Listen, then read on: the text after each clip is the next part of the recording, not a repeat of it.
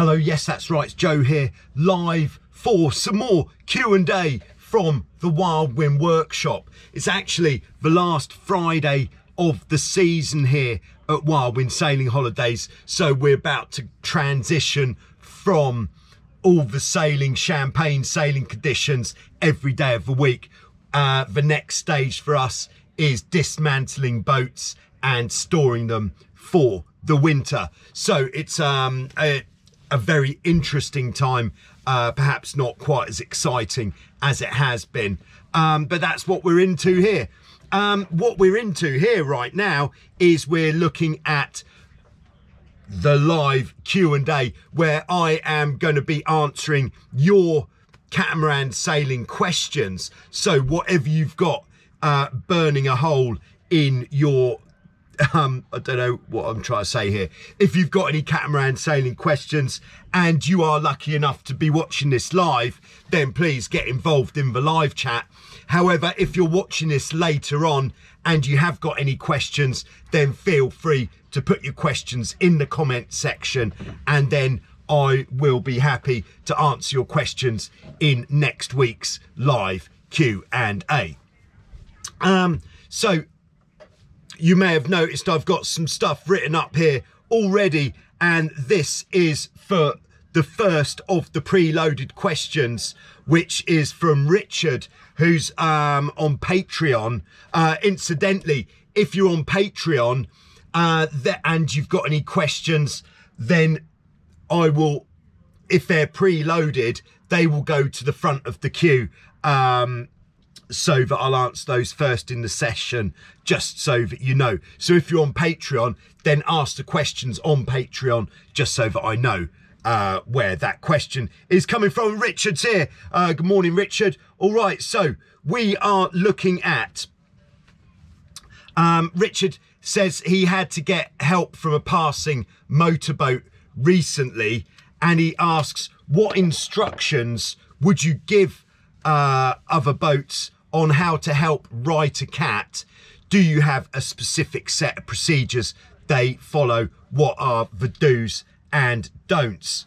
So what I've just written here in preparation for this is the different situations that you might have to get assistance from a motorboat. So I think we can all see what this says here. So the first one is what Richard's talking about, is if you are unable to right your capsized boat. So whether this is because it's too windy, not windy enough, if you just haven't got enough weight, but there may be a number of different reasons why you can't right your boat.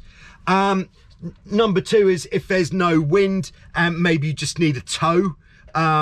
Number three is whether there's no wind or a lot of wind and you're just drifting onto rocks or another dangerous situation. Then again, this is going to be a towing situation. Number four, if your mast come down, another towing situation. And number five, if you just need general help, whatever that may be. So the first and most important thing for all of these situations is if you're getting assistance from a motorboat, it's really helpful if you can do everything possible to make sure that there aren't any ropes or lines in the water.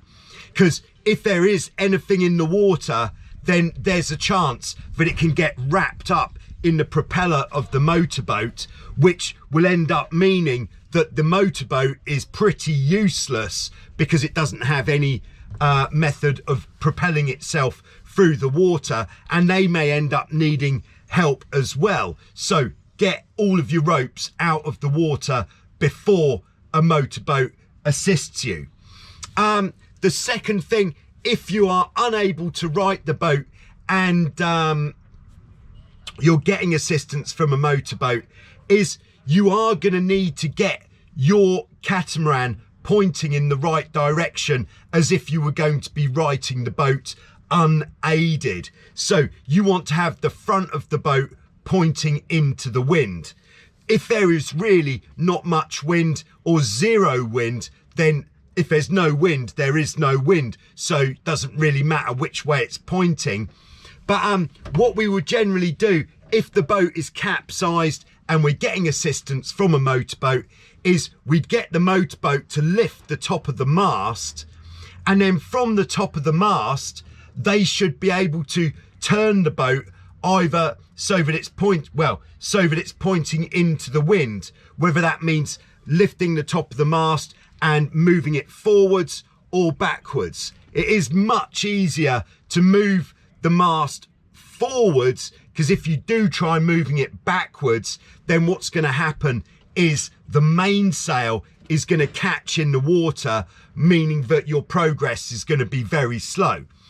And then once the boat is pointing into the wind, then as the sailor on the boat, you'll need to get on the capsize righting line as usual, and then at the same time the person in the motorboat can then start walking the mast up, just getting gradually closer to your catamaran, and then at a certain time you will feel that the weight of that windward hull, so when you get to about here, then you'll have the weight of this hull also assisting in righting the boat. And when that happens, that's kind of the point where they can stop helping, just back off and leave you just to pull the boat up the rest of the way.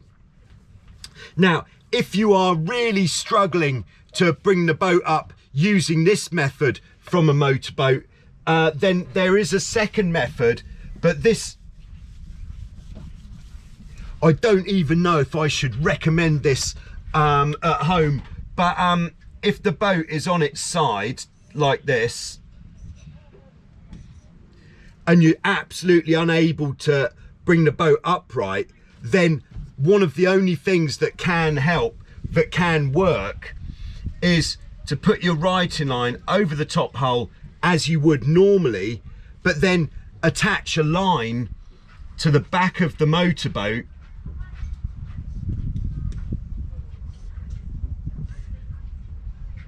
this is the motorboat here, and then the motorboat drives forwards, which will effectively pull the boat back upright, but there would be a heck of a lot of tension in this line, so it is a little bit more dangerous and should only be used if absolutely necessary. So just be careful with that one. Yeah, so also something to be aware of, especially when doing something like this, is that you shouldn't be using any clips or carabiners or anything like that, because what can happen, like if say there's a carabiner here, is if what it's clipped onto breaks, then it's going to get fired back at the boat. Very, very dangerous. So it's much better when doing this sort of towing, or any sort of towing, not to use any sort of carabiner or anything like that, any metal kind of clip that you could attach to the motorboat. Instead, just tie a bowline, the knot, or palstake if you're in Germany or anywhere else that calls it that, and that way it's much safer. So there we go, that is important. So if there's no wind and you need a tow, so if we're looking at, that is what that's what I'd say if it's a capsize. If you need a tow, then I'd like to think that everybody carries some sort of capsize righting line, and the capsize righting line should generally be tied off either around the top of the dolphin striker, around the middle of the front beam, or around the base of the mast. Those are the strongest places on the boat. How should I illustrate this? If this is the mast, there we've got our beam, dolphin striker. So what we'd want to do if we need to set up a tow line is we'd want that to go towards the front of the boat, and then here's our bridle wires like this, and what we'd ideally like to do is have this line somehow running through something at the front, because what that's going to do is, even if you lose control of the steering for a second, it's going to keep the line coming out from the front of the boat. Right, so the pull is coming from the base of the mast, but the direction is being helped from the front. So if you've got time, like if there's no wind, then what you could do is take another line with a loop in the middle between the bow tangs there. What we do on our boats, which we use for the moorings, is we actually have a loop up here where we'd run that line through.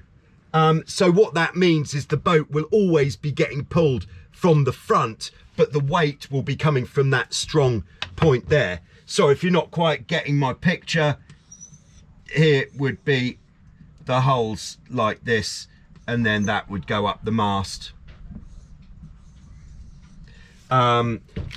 So that's another important point with towing. So if there's no wind, the towing should be quite straightforward. Again, making sure there's no lines in the water. Any self-respecting motorboat should be carrying a length of rope. And to be honest, the longer the rope can be, it wants to be at least 3 to 5 times the length of your boat. The longer the rope is, the safer it will be, because you don't want to be too close to the vessel that is towing you.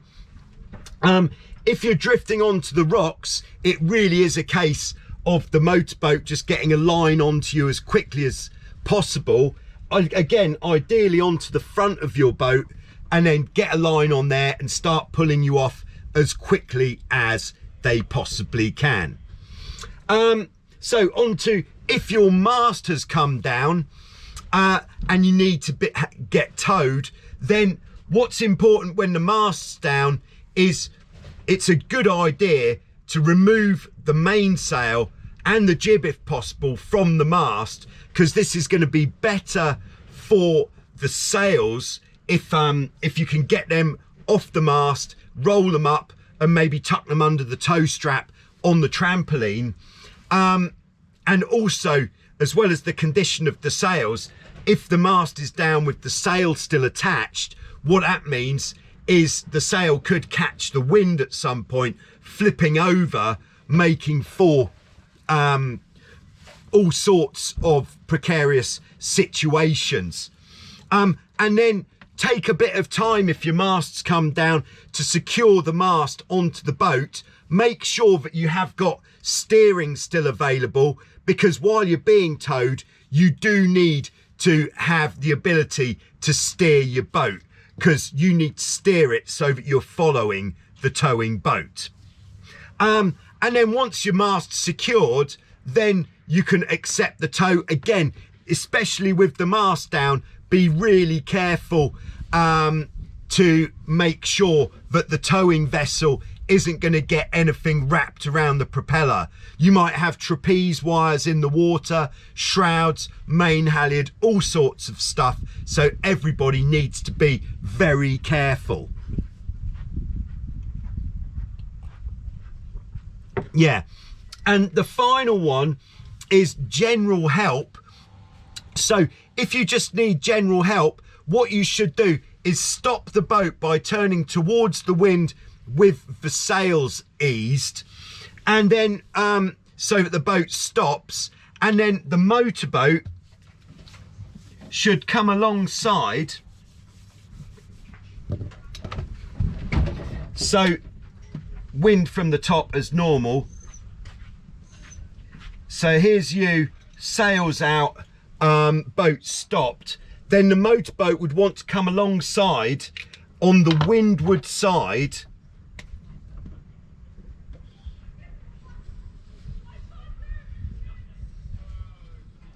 like this.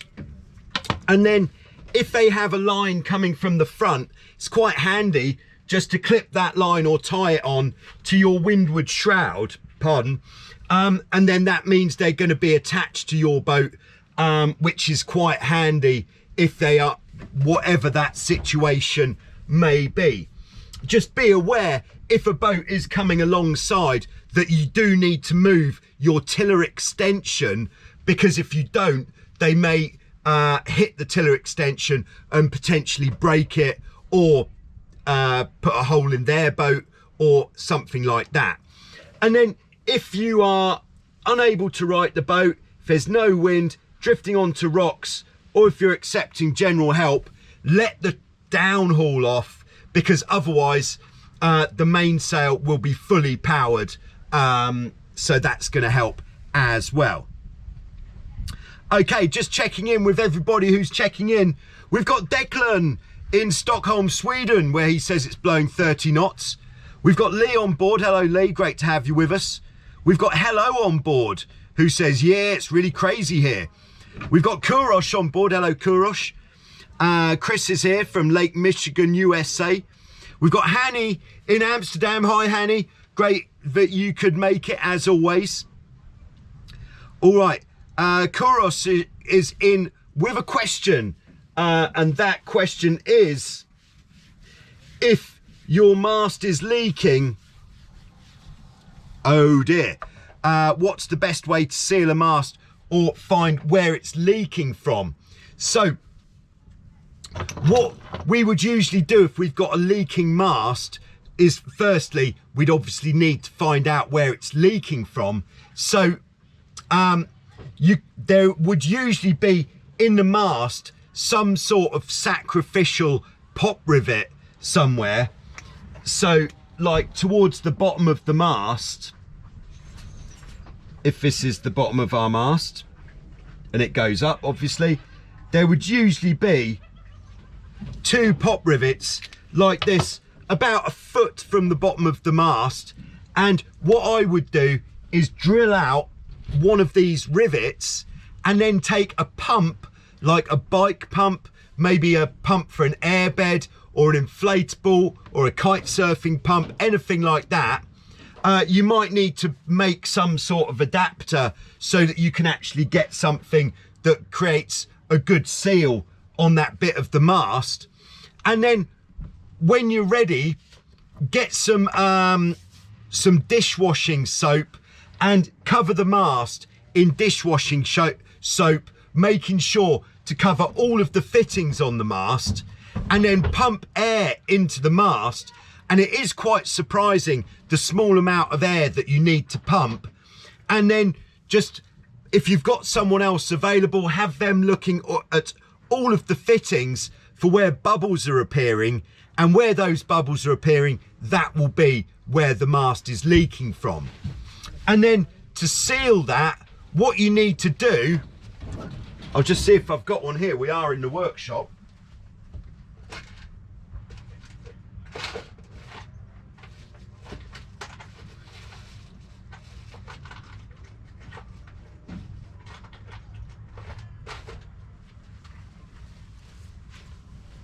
Okay, yeah, so when you're ready to seal the mast again, what you should be using is these sealed rivet caps, which look like this. And what they do is they go into the hole, then your rivet goes into there. This rivet is slightly imperfect. The rivet will go into there, and then what that does is that will seal the hole. You can also use a bit of sealant as well. Like this, we use Sikaflex quite a lot here, which seems to be some of the best. Some might say that it is unnecessary because Sikaflex is rather expensive, but it's worth it when it comes to sealing your mast. So that is what I would suggest for that. Hope that helps. Okay, we've got Mr. Tony KP checking in from California. Unfortunately, without his Hobie 16. Sorry to hear that. Got Canadian Tim. Great to have you on board, Canadian Tim. Canadian Tim's advice is, if you can find a swimming pool or some calm water where you can submerge the mast, bubbles will tell you where it is leaking. Top tip.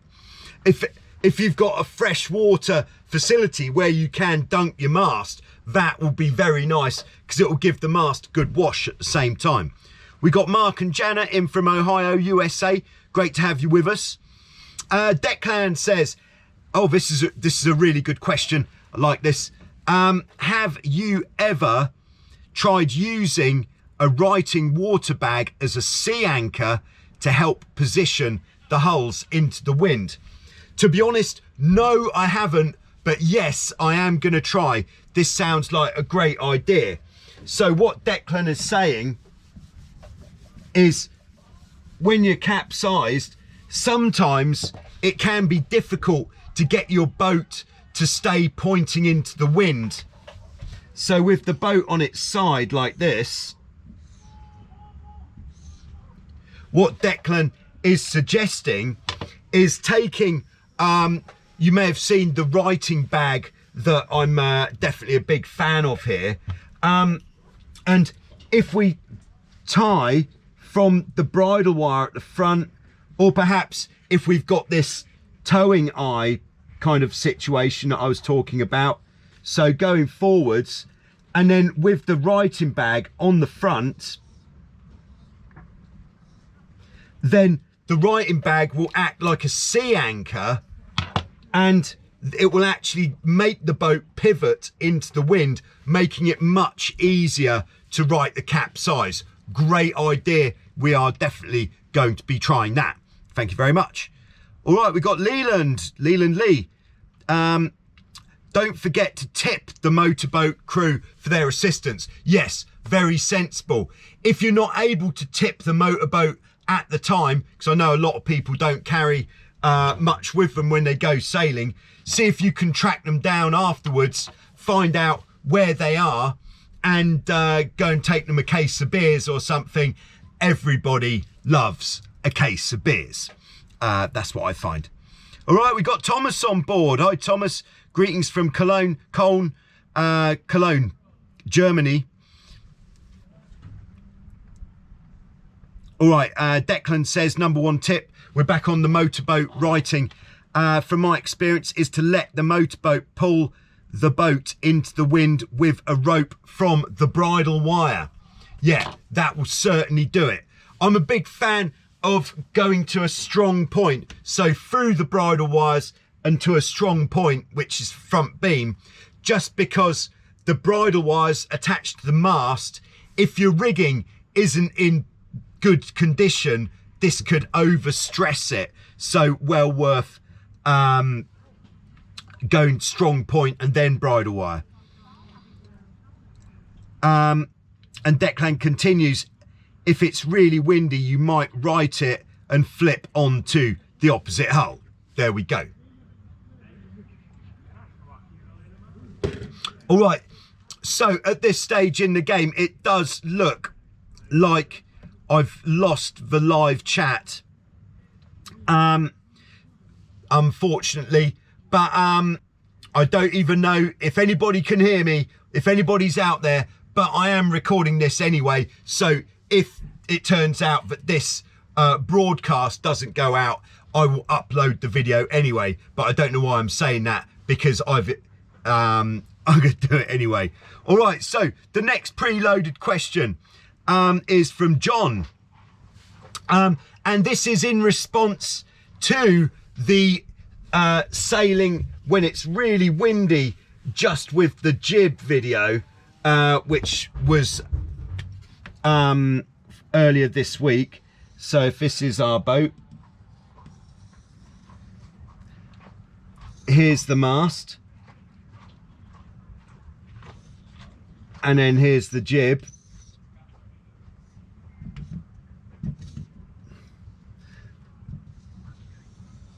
All right, so John's question is there any risk to breaking the mast without the support of the mainsail and main sheet in such a strong wind?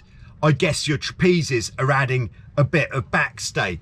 Yeah, so the way that I see it is the only because the jib is going to the fitting on the mast where everything goes to, which is called the hounds, incidentally. Because the jib is going to the hounds, it means all of the mast from the hounds and lower is supported by the standing rigging, the forestay and the shrouds, depending on if we're going upwind or downwind. So we've got the shrouds coming down here, forestay going to the front. So all of this part of the mast is supported. So the only part of the mast which isn't supported is this top section. But with just the jib up, the only load that we're getting on the top section of the mast is actually the windage up there, which shouldn't in theory be enough to break the mast. You wouldn't think so. It would be like if the boat was on land and the wind was so strong that it snapped the top of the mast off. That would be a lot of wind, like more wind than we know about. Other things would happen before that, so it's not a problem. On the same topic of sailing with just the jib, we got Barney, who nice to hear from you, Barney, who asks, would this sailing with just the jib be a good way that less experienced sailors could get out in very strong winds? I would say my immediate response is, no, probably not a good idea. But how can we make it a good idea? If you're sailing on an inland, a reservoir or a lake where even in a very strong wind, it's not going to get very big waves, then this is one thing that makes this potentially a bit more practical. If this is our body of water, if this is where you launch from here, if the wind is blowing onshore, then you're not going to have a very good time, because getting away from the beach is going to be very difficult. Whereas if the wind is blowing more from the side, then maybe, yes, you could give it a go, but be ready to end up kind of down here somewhere and you have to walk your boat back upwind. But I would say only try this in a very strong wind if your boat has got some sort of masthead float on it, because like I said in the video, if we were to capsize just with the jib, the boat would invert very quickly because there'd be almost zero resistance when the top of the mast hits the water. And if the boat inverts that quickly, it can be dangerous in terms of entrapment, people getting trapped under the trampoline, and that is really what we're trying to avoid. All right, it looks like we're back on with the live chat. Okay, so I don't know if you've been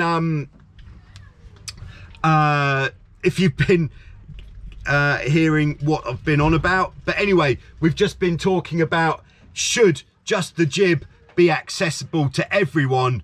Answer, probably not, unless you're very experienced.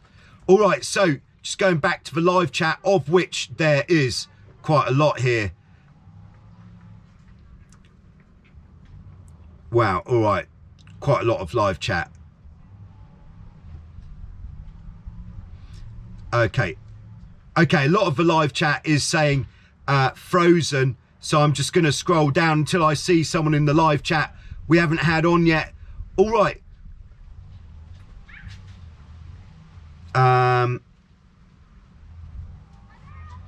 right, just scrolling down. Sorry about this delay here.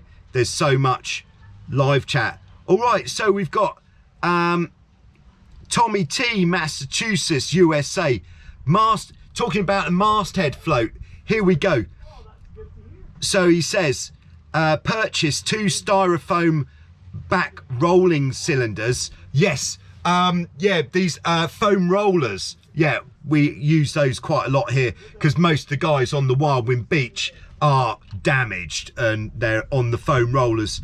He says from Walmart they're $8 each, and bungee them to the mast before you put it up. It looks great, works great, and is real cheap. So there you go, an inexpensive option for a mast float there. Great idea. All right, I think there's a lot of talk of retrofitting mast head floats there. So I'm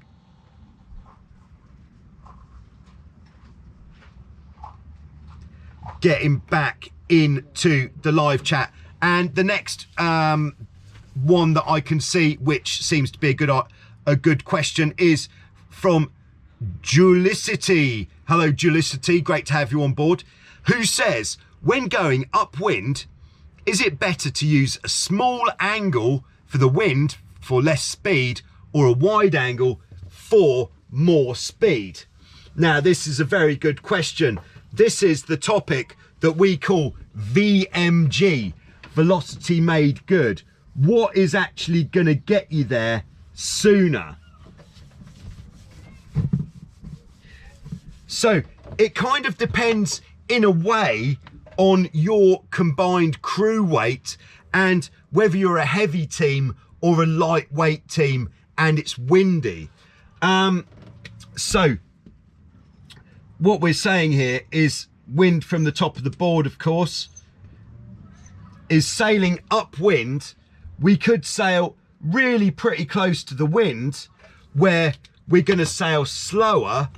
Let's say at this angle we might be doing 9 knots, or we could sail slightly away from the wind. Perhaps that's a little bit more than we'd want to go on the illustration there, and there we might be doing 12. So this is certainly going to be more fun, but one of the things that is a significant factor in how you should play your angles going upwind is when you're going faster, you have more water running over the foils, the dagger boards and the rudders, or if you haven't got dagger boards, whatever your method of leeway prevention is. And because more water is passing over that, it means you're getting more lift, which means that as you proceed in this direction, Captain 9 knots here is going to be drifting sideways more like this as you come down, drifting sideways, whereas Captain 12 knots here isn't going to be drifting sideways as much because his foils are working much more efficiently, which actually means if you're managing to get good pace without having to come too far off the wind, then when you tack, 12 is actually likely to pass in front of 9 knots there. The time when the 9 knots option might be better is if you're not heavy enough to pin the boat down when you're footing slightly off the wind. So if every time you try turning a little bit off the wind, you're just flying a hull a lot and not really going much faster, then keep it high. But if you've got enough weight to pin the boat down, then go more for the speed, and then using your foils more efficiently is going to mean that you will get to your windward destination a little bit sooner. All right, thanks for the question there. All right, Toot's on board. Great to have you with us, Toot. He's got the elevator music on as usual. All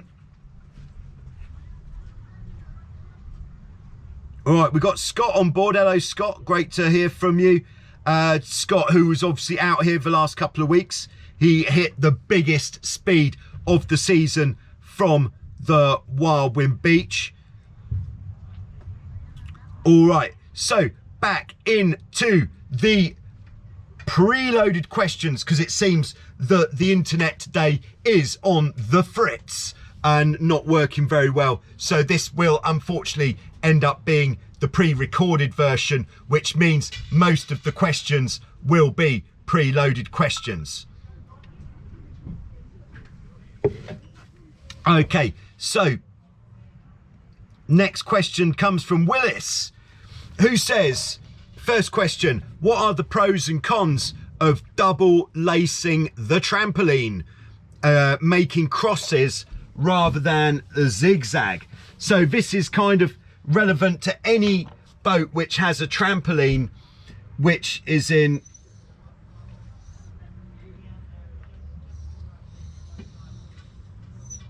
two halves like this, perhaps with a strip at the back. So the standard method of lacing the trampoline would be to go from the eyelets, just zigzagging your way along to the corner, tying it off in the middle, same on this side. But what Willis is asking is, are there benefits? Do you end up with a tighter boat perhaps if you then start going the other way? How would we do this? We would probably go like this. So basically lacing it one way and then going back the other way to make X's rather than these V's.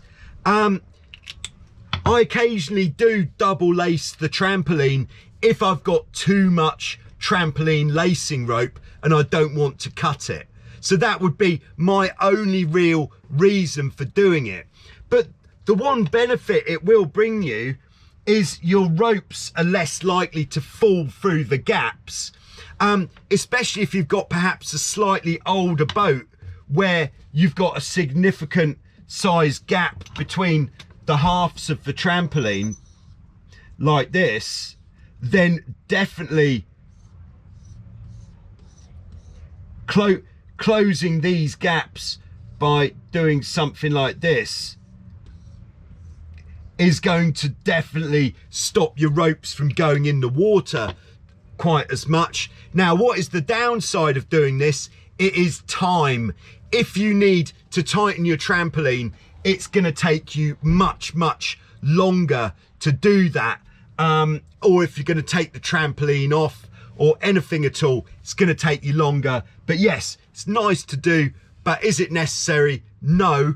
One thing you can also do is, if you've got a trampoline like this, which they do with all the World Championship boats I saw, is with the capsize righting line to actually, because when you're racing, you're not expecting to use the capsize righting line quite as often, is actually to put the capsize righting line down between the tramp lacing, and that's going to have the same effect of not letting the ropes drop through that gap as much. All right, so on to the next preloaded question, and this one comes also from Willis. So it's two for Willis, who says, what is a good cheap action cam like a GoPro? I would say the best cheap good action cam is a GoPro, but just not necessarily the GoPro which is the current model.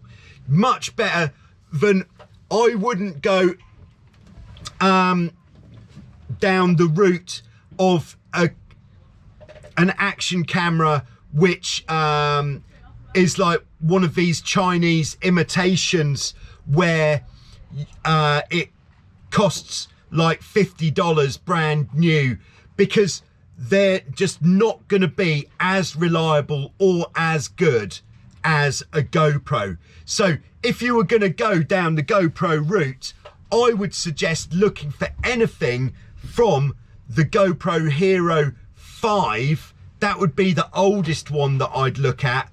And I would say you should be able to pick up a really good condition GoPro Hero 5 for about $100 euros, pounds, and that will be a really good camera.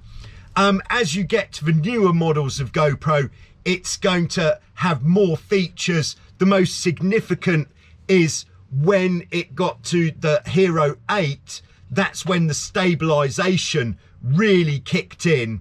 And you may have seen in the videos that I've been putting out, when we've been on the Hero 8, the footage is much smoother. So worth having a look for a used Hero 8 if you can stretch that far. Look on the usual places: eBay, Craigslist, Facebook Marketplace, places like that. That's where you find the bargains. That is what I would say. All right. Continuing, we've got Rob. Hello, Rob. Rob's been out with us at Wildwind many times. He's saying 2 questions about spreaders and diamond tension for the FX1. What is the spreader rake that we've been using here? And for diamond wire, I noticed when I adjust the tension, the spreaders will bend up and down. Okay. All right, especially when I go from 0 to tension. Nowhere I read to correct that, but yes. All right, so I'm just going to draw a picture to illustrate what Rob's asking.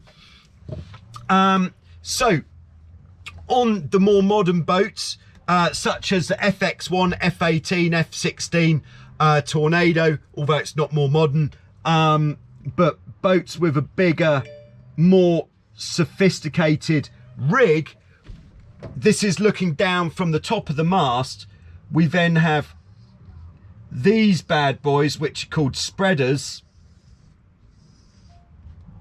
And then if I draw the mast from the other view, so this would be the spreaders here. The spreaders are generally about halfway between the hounds and the base of the mast.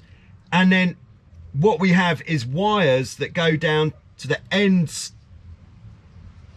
of the spreaders and then down to the base of the mast. These we call diamond wires, because if we look from the front, here's our spreaders here, the diamond wires will go like this.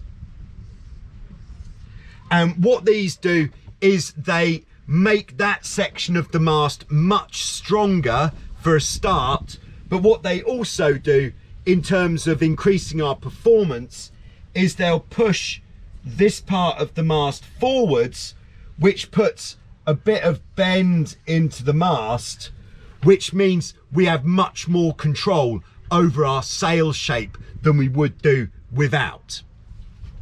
So the first part of Rob's question is, what is our spreader rake that we use on our FX1s at Wildwind? Now, the way we measure spreader rake, just looking for something that I can use, is, here we go, is we take a batten like this and we put it between the tips, just above or below the tips of the spreaders, so that the batten is resting on the wires but right next to where the spreaders are. And then, right, I'm gonna draw this in, gonna draw the batten. So there's that straight line there. So then what we do to measure our mast rate, our spreader rake, sorry, is we take this distance from the back edge of the mast to the straight line.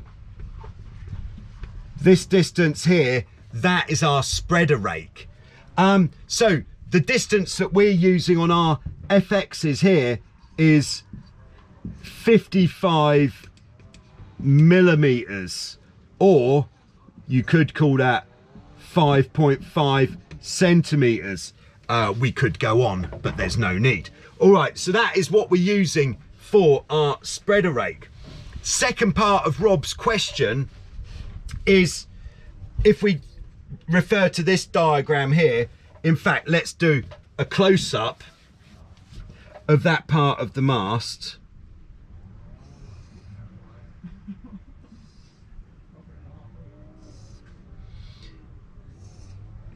those are the wires. Now, the spreaders absolutely should be sitting perpendicular to the mast. So they should be absolutely straight out. This has to be 90 degrees here, and of course here as well. And what does happen sometimes is when you're fitting your spreaders and you're setting up the mast, one of your or both of your spreaders may get angled down a bit. So what I would generally do there, if the spreader has been angled down a bit, is put some tension into the wire. Well, it's putting tension into the wire, which is going to create this bit of angle for a start. And then I would take old trusty fella here and just tap it up until it is sitting at 90 degrees. So just tapping it up like here, nice and gently. We're not giving it too much. So then it is going to sit perpendicular to the mast, which is of course what we're looking for. Thanks very much for your questions, Rob. Hope that helps. All right, keep giving it the beans at Wildwind. Yes, thank you very much, will do. All right, next question comes from Kieran, who says, I'm looking for a portable catamaran that I can take with me on a long wheelbase Ford Transit camper conversion with a roof rack. Would the Hobie 14 be a good option of a catamaran to put on the roof? I'd say, maybe. Now, there was, back in the day, the catamaran which was really marketed at being the best one for putting on the roof of your car was the Dart 15. Just 15 foot long. It does a very similar job to the Hobie 14, but it's got a very different hull shape. And the Dart 15, the benefits there, if you want to put a catamaran on the roof of your van, you want a boat which is going to be fairly quick to assemble when you get to wherever you're going. I'm not saying the Hobie 14 is a terrible choice. I'm just saying the Dart 15 is a better choice. It's also a bit easier to sail because the Dart 15 has got the skeg hulls, whereas the Hobie 14, of course, terrible picture, sorry about that, has got the asymmetric hulls. And the Hobie 14 is one of the more challenging catamarans to sail. So the Dart 15, I'd say, is a great choice. But also with the Dart 15, what's really good with that is it's really very quick to assemble. The way that the boat is constructed means it's got probably one of the fastest assembly methods of all of the catamarans. Worth checking out. Thanks for the question. All right, and the final question preloaded that we've got today is from GVZ, or maybe that's VZ, who says,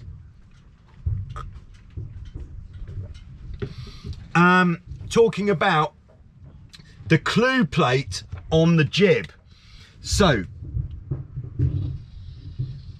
this is the back bottom corner of the jib, and what we have on many jibs is a plate that looks like this, and there we'd either have 3 or 5 holes, which gives us options of where we can attach the jib sheets to. Now, what we're trying to do with this method, these attachment points, is we're trying to get an even amount of tension in the foot of the sail and in the leech of the sail there. So the higher up we go, it's going to pull down more on the leech and less on the foot. So with your boat, there may be a bit of trial and error or a bit of research and development needed. So what I would do is, with your boat set up the way that you set it up, attach the jib to the middle with the jib sheets, and then just sheet it in really tight, see how tight the foot is, the bottom, and then see how tight the leech is, the back. And if the foot is really loose and the leech is really tight, that means we want to move down to the next hole, and so on. And if it's the other way round, then we want to move up slightly. Another way that we could look at it is, if when we're sailing, if this is our jib and we've got telltale there, telltale there, if the telltale at the top on the inside is always lifting earlier, so doing this, than the bottom one, that might mean that the leech of the jib is too open and we need to effectively sheet the leech in a bit more tension, which means we need to move the jib sheets up. And of course, vice versa. If the top one is flying straight back and the bottom one is lifting a lot earlier, then you've probably got your jib sheets too high up and you should move it down. I think that's about as far as I'm going to go on that for the time being. Thanks very much for tuning in. Sorry that the actual live didn't actually work today. But next week, hopefully with fewer people on the island, it means that the Greek clockwork internet might have more of a chance of making this broadcast happen.